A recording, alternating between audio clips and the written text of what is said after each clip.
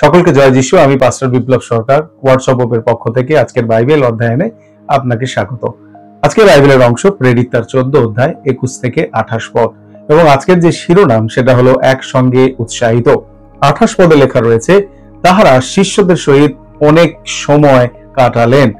একজন লেখিকা যার নাম মায়া অ্যাঞ্জেলো, তার কবিতার একটি লাইন থেকে, বিশেষ করে তার কবিতার নাম অ্যালোন, সেখানকার একটি কবিতা রয়েছে যেখানে বলছেন তিনি, একা, সবাই একা, কেউ নেই এখানে, কিন্তু কেউই একা এ কাজ করতে পারে না।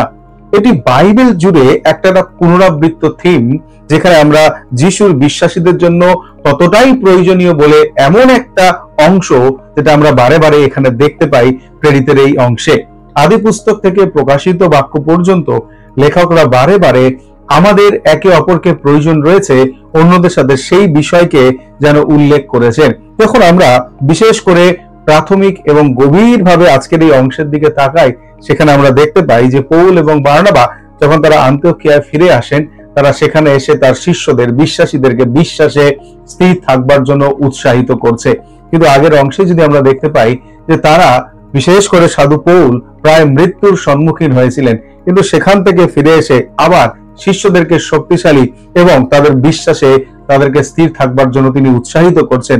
আমি ভাবছি যেভাবে সাধু পৌল এবং বার্নাবা অন্যদেরকে উৎসাহিত করেছিল, একই রকম ভাবে তারাও উৎসাহ পেয়েছিল। তো আমাদের বিশ্বাসী প্রত্যেকের জীবনে একটা বিশেষ এই অংশে আমরা দেখতে পাই যে গ্রিক একটি শব্দ রয়েছে, যে শব্দটা হলো পারাকেলিও।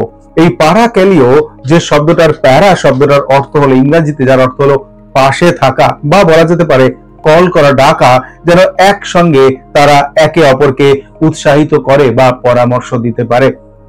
টিম ব্রাউন 40 বছরেরও বেশি সময় তার পরিচর্যায় তিনি প্রত্যেক সপ্তাহে কিছু ভাইদের সাথে তিনি মিলিত হতেন, যাদের সাথে তিনি বাইবেল অধ্যয়ন করতেন।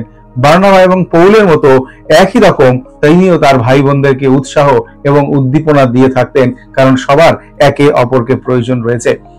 আপনি যদি বিশ্বাসে একা অনুভব করেন, তাহলে এমন কাউকে খুঁজে নিন যার সাথে আপনি আপনার জীবনের বিভিন্ন বিষয়গুলোকে ভাগ করে নিতে পারবেন। আপনার দুঃখ, আপনার প্রার্থনার জন্য একজনকে প্রয়োজন রয়েছে। সেই জন্য আজকে যখন আপনি প্রার্থনা করছেন, তখন এরকম ভাবে প্রার্থনা করুন, হে প্রভু, তুমি আমাকে সাহায্য করো, এবং বিশেষ করে তোমার বিশ্বাসে দৃঢ় হয়ে অন্যদের জন্য, প্রয়োজনীয়তার জন্য এবং আমারও প্রয়োজনীয় মানুষদেরকে তুমি যোগাতে সাহায্য করো।